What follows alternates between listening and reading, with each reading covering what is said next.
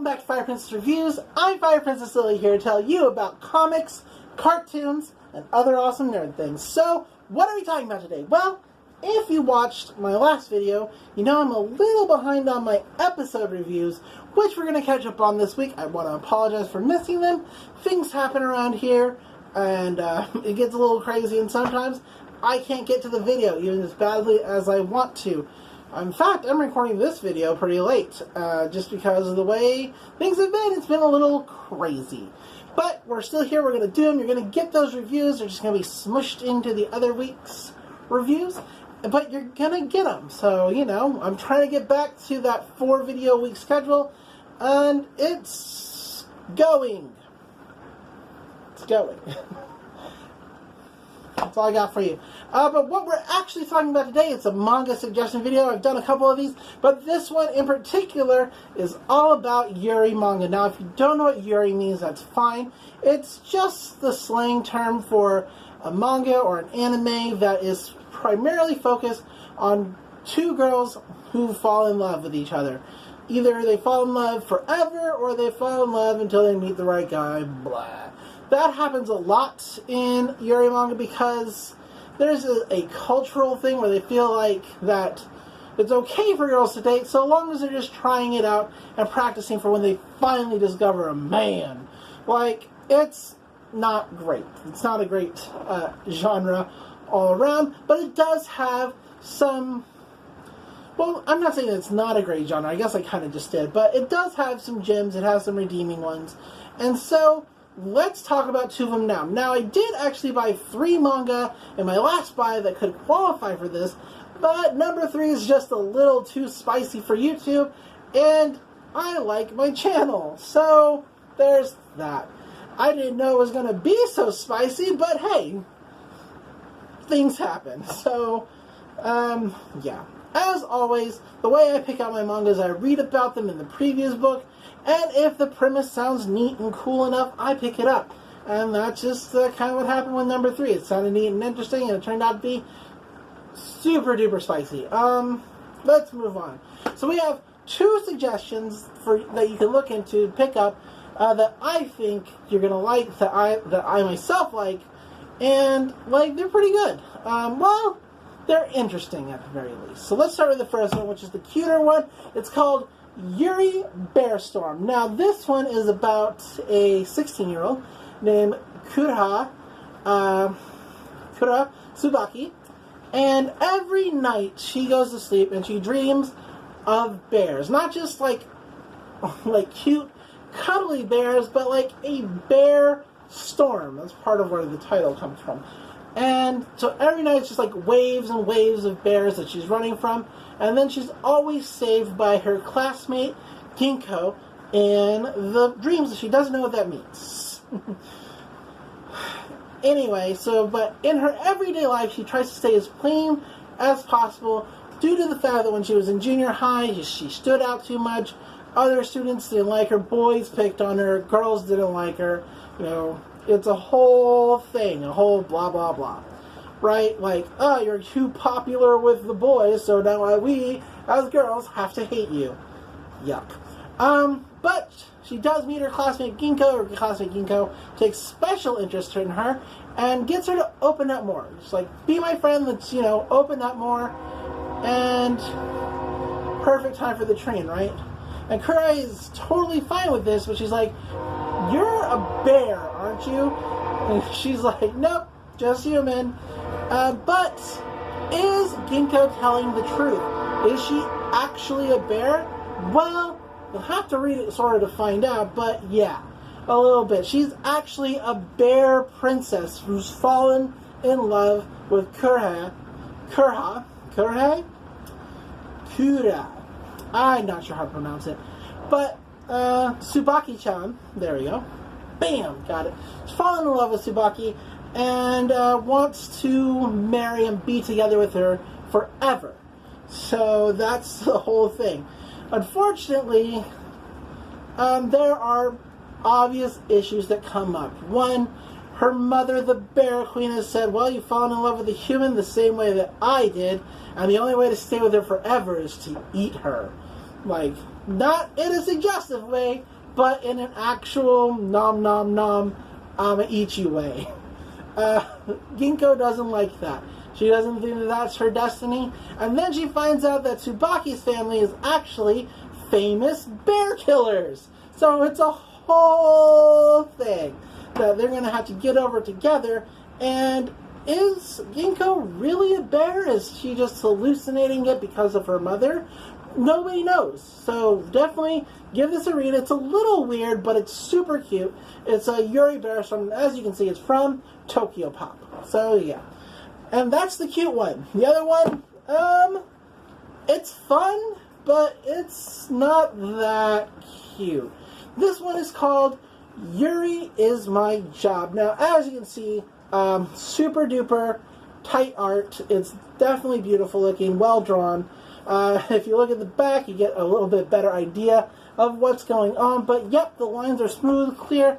This could easily become a series on Crunchyroll or High Dive, same way that Bloom Into You did as well, if it gets popular enough. So here's hoping. What is this about? Okay, let's get into this. This is a whole thing. Get some water. So Yuri Is My Job is all about Hime. Hime is trying to look for the perfect husband. The way she thinks she's going to do that is by acting sweet and innocent and just being as much of a maiden as possible. Now, she doesn't actually feel this way. She doesn't feel like a maiden. This isn't actually her personality. She just wants everybody to like her because a bigger net catches more fish, etc. And that's how she's going to find her perfect boyfriend, perfect husband. And it works for her. Everybody at her school is not necessarily in love with her so much. Well, yeah, kind of, but they're always like, oh, you're so perfect, Hime. You're so great. We love you so much. Join our clubs, join our clubs, join our clubs. Of course, joining clubs goes totally against her entire however many year plan of snagging the perfect husband. She's like, oh no, I'm too busy, yada yada. Getting locked down by something is going to hinder her plans and make her less available to find a guy. I know. And so one day, she's walking through a shopping district and she bumps into Mai. Now, Mai is the owner of a cafe. Now, she bumps into Mai. Mai falls down, and turns out she fractures her arm. But not to worry, Mai knows the perfect way for Hime to pay her back. She takes Mai to the cafe that she owns, and it turns out that it's sort of like a host club. It's a maid cafe. If you know what those are, they're kind of weird, but they don't have to be. This one kind of is. The maid cafe is specifically set up to look like a all-girls academy. Everybody has a character and a role that they play in this all-girls academy that's made to look like there's a lot of romantic tension between the maids. There's scripts and stuff that they go off of and they, play off of each other. And all Hime has to do is work at the cafe for a little while to pay Mai back for accidentally breaking her arm. Hime gets a little strong-armed into it by one of the other maids, whose name I can't remember, but she acts like a really perfect senpai who's maybe a little, mischievous, but outside the cafe, she is totally a gal.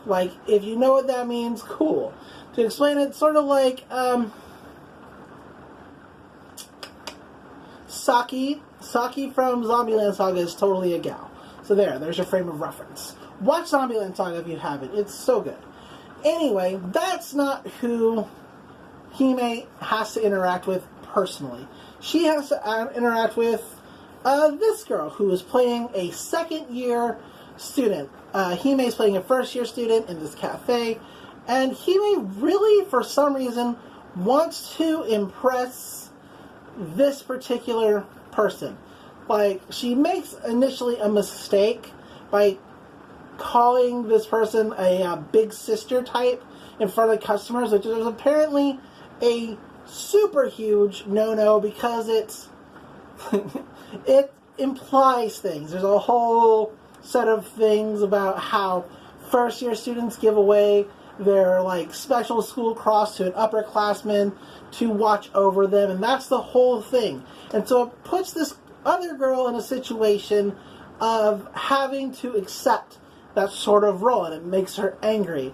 And so Hime has trouble separating the cafe's personas from how these people might actually be, even though she's seen the gal character outside of the cafe being a gal, and inside the cafe being, you know, this proper, sort of mischievous third year. And so that's kind of how it goes. Now, Hime thinks that she makes the right moves, and it turns out it's the wrong move, because after all the customers leave, this particular girl reveals that she does not like Hime at all. She hates her. Like, it's like she's straight up like, I can't stand you.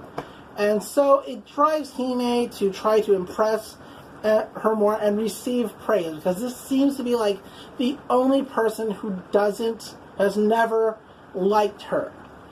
And it's kind of interesting, and it turns out they have sort of a history that's sort of revealed in the few last couple of pages of this chapter. And I'm not going to spoil what that is, but it's an interesting twist. It's a very interesting twist, in my opinion.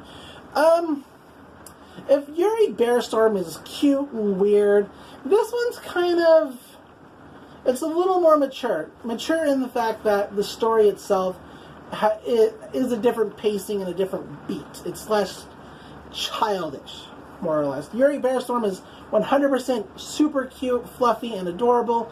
This one has some teeth. So I totally suggest them both as far as things that you could possibly read. And, you know, let me know in the comments if you want me to review any of your particular favorite manga, especially if they're Yuri manga, because I love it. It's sort of my genre. But, yeah, that's it. That's this week. What are we going to talk about next time? Well, of course, we have the episode reviews coming up, so definitely look forward to those, of course, as always.